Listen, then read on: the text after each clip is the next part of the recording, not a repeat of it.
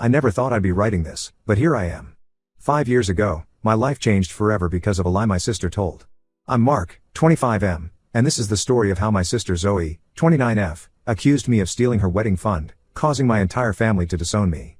Zoe and I used to be close when we were younger. We'd play together, share secrets, and defend each other against schoolyard bullies. But as we grew older, things changed. Zoe became more distant, focused on her social life and popularity.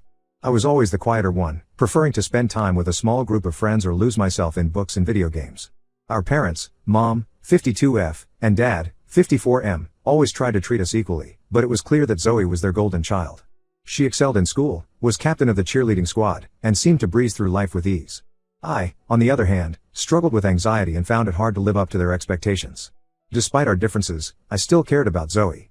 When she announced her engagement to her boyfriend Tom, 30M, 3 years ago, I was genuinely happy for her.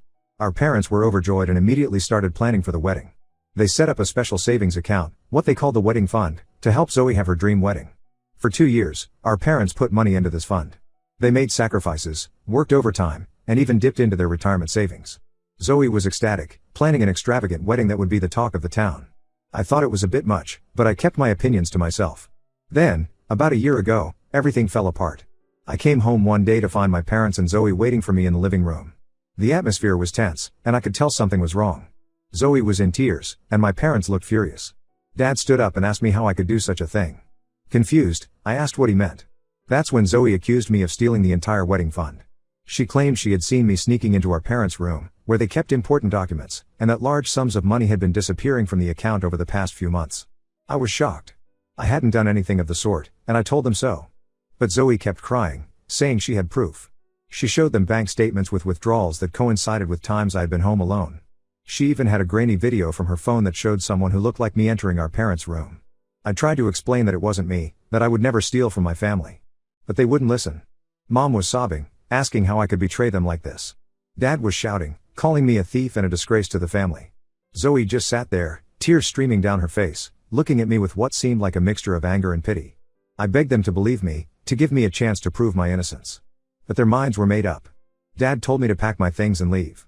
He said I was no longer welcome in their home or their lives. Mom couldn't even look at me as I pleaded with her to reconsider. With nowhere else to go, I packed a bag and left that night. I crashed on a friend's couch for a few weeks, trying to figure out what to do next. I was devastated, not just because I had lost my family, but because they had so easily believed I was capable of such a horrible act. Over the next year, I struggled to rebuild my life. I found a small apartment and a job at a local bookstore. It wasn't much, but it was something. I tried reaching out to my family several times, sending emails and leaving voicemails, but they never responded. It was like I had ceased to exist in their world. The hardest part was the isolation. I lost touch with most of my extended family and old friends. Everyone seemed to believe Zoe's story, and no one wanted anything to do with me. I felt alone and abandoned, questioning everything I thought I knew about myself and my family. I threw myself into work and started taking online classes, trying to distract myself from the pain. I made a few new friends at the bookstore, but I was always guarded, afraid to let anyone get too close. The fear of being betrayed again was always there, lurking in the back of my mind. Last week, out of the blue, I received an email from my dad. My heart raced as I opened it, not sure what to expect. What I read left me stunned. Dad said that Zoe had confessed to lying about the stolen wedding fund. Apparently, she had been the one taking the money all along, using it to fund a lavish lifestyle with her friends and secretly pay off debts she had accumulated. The truth had come out when Zoe's fiancé Tom discovered her deception.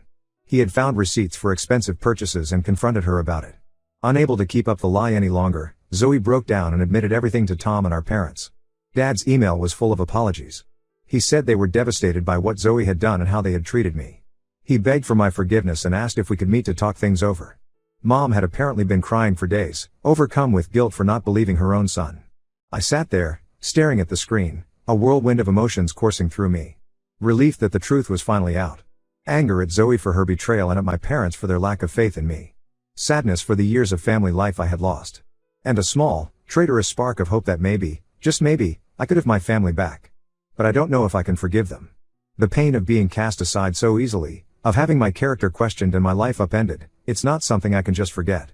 Part of me wants to ignore the email, to let them feel the same rejection and isolation I've felt for the past year. Another part of me is curious. What would happen if I met with them? Would they truly understand the depth of hurt they've caused? Could we ever rebuild the trust that's been so thoroughly shattered? I haven't responded to the email yet. I'm torn between the desire for closure and the fear of being hurt again. The life I've built for myself over the past year is small, but it's mine. Do I risk it all for the chance to reconnect with the family that threw me away? I don't know what to do. Should I meet with them? Try to rebuild our relationship? Or should I close this chapter of my life for good and move forward on my own? Update 1. It's been a week since my last post, and a lot has happened. First, I want to thank everyone for their support and advice. Reading your comments helped me gain perspective and gave me the courage to face this situation. After much consideration, I decided to respond to my dad's email. I told him I was willing to meet, but on my terms. I suggested a neutral location, a small cafe near my apartment, and made it clear that this meeting was not a guarantee of forgiveness or reconciliation. The meeting was set for last Saturday. I arrived early, my stomach in knots. As I sat there, sipping a coffee that tasted like cardboard, I saw them walk in, Mom, Dad, and to my surprise, Zoe. The moment they saw me, Mom burst into tears. Dad looked older than I remembered, his face lined with worry and guilt. Zoe couldn't meet my eyes, staring at the floor as they approached my table. We sat in awkward silence for a few moments before Dad cleared his throat and began to speak. He apologized again, his voice breaking as he described the regret and shame they'd been living with since discovering the truth. Mom reached out as if to touch my hand, but stopped short, unsure if the gesture would be welcome. Then Zoe spoke.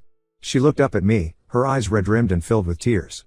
She confessed everything, how she had been secretly struggling with a shopping addiction, racking up credit card debt she couldn't pay. She said she had panicked when Tom started talking about managing their finances together after the wedding. In a moment of desperation, she had come up with the plan to frame me for stealing the wedding fund. She described how she had manipulated the bank statements, used her amateur video editing skills to create the fake footage, and played on our parents' trust in her to sell the lie. As she spoke, I felt a mix of anger, pity, and disgust wash over me. When Zoe finished her confession, she broke down completely. Between sobs, she begged for my forgiveness, saying she knew she didn't deserve it but that she would spend the rest of her life trying to make amends if I gave her the chance. I sat there, taking it all in. Part of me wanted to lash out, to make them feel even a fraction of the pain and loneliness I'd experienced over the past year. But mostly, I felt tired. Tired of carrying the weight of their betrayal, tired of being angry. I told them I needed time. That while I appreciated their apologies and explanations, trust isn't rebuilt in a day.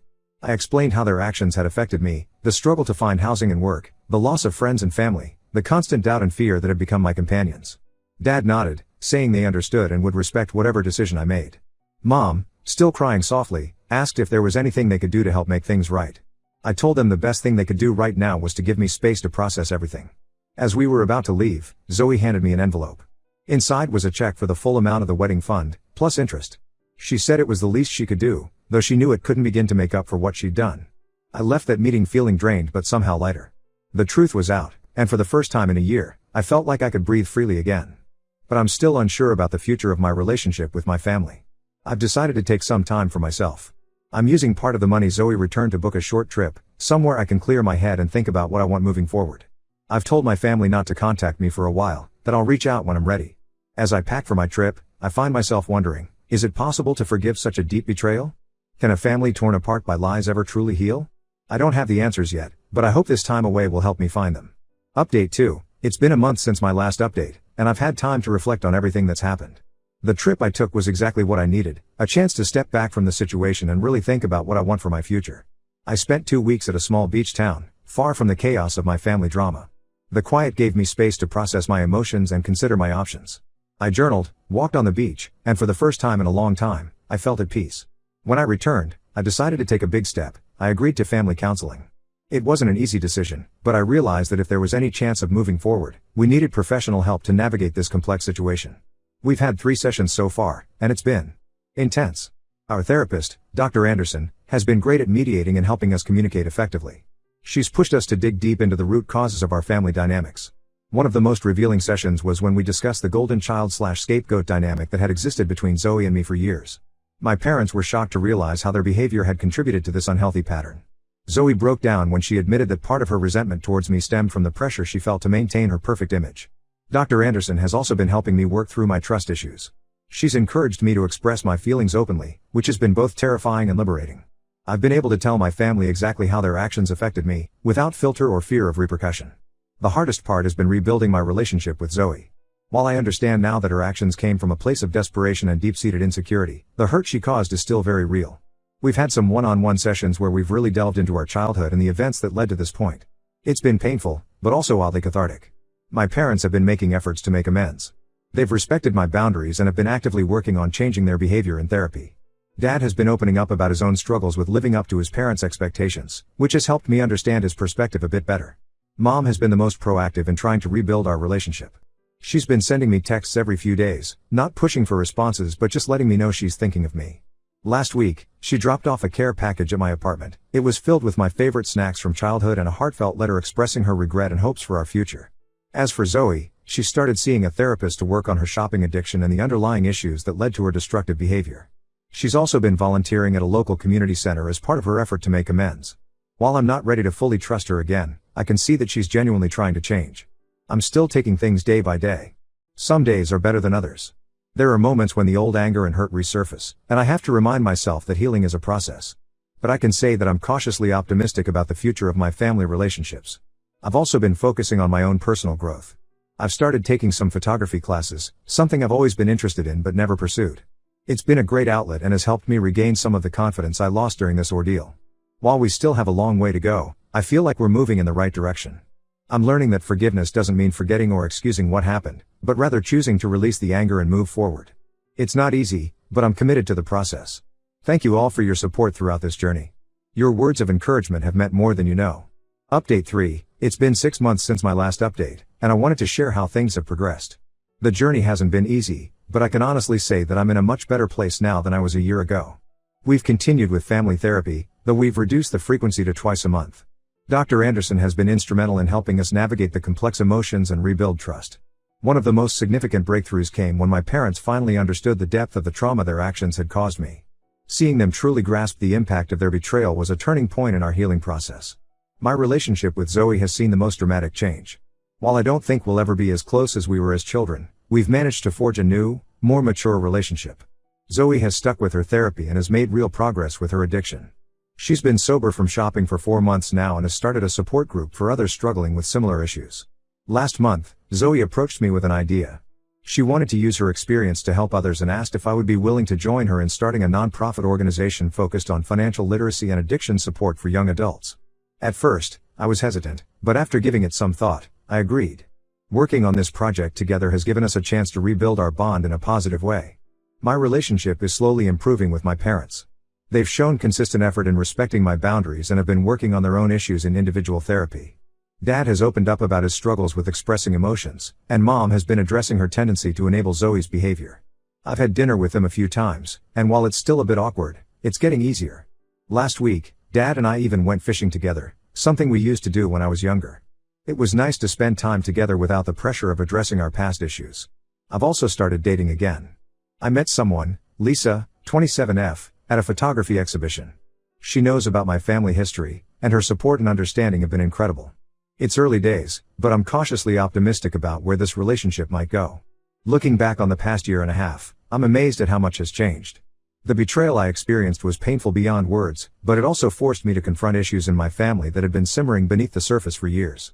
While I would never wish to go through such an ordeal again, I can acknowledge that it has led to growth and healing that might not have happened otherwise. Thank you all for being part of this journey with me. Your support and advice have been invaluable. While my story isn't over, I feel like I've closed a chapter and am ready to write the next one. I'm looking forward to seeing what the future holds, both for me personally and for my evolving relationships with my family. As I end this update, I want to leave you with this thought: sometimes the deepest wounds can lead to the most profound healing. It's not easy, and it's certainly not guaranteed, but with effort, patience, and the right support, it is possible to rebuild what once seemed irreparably broken.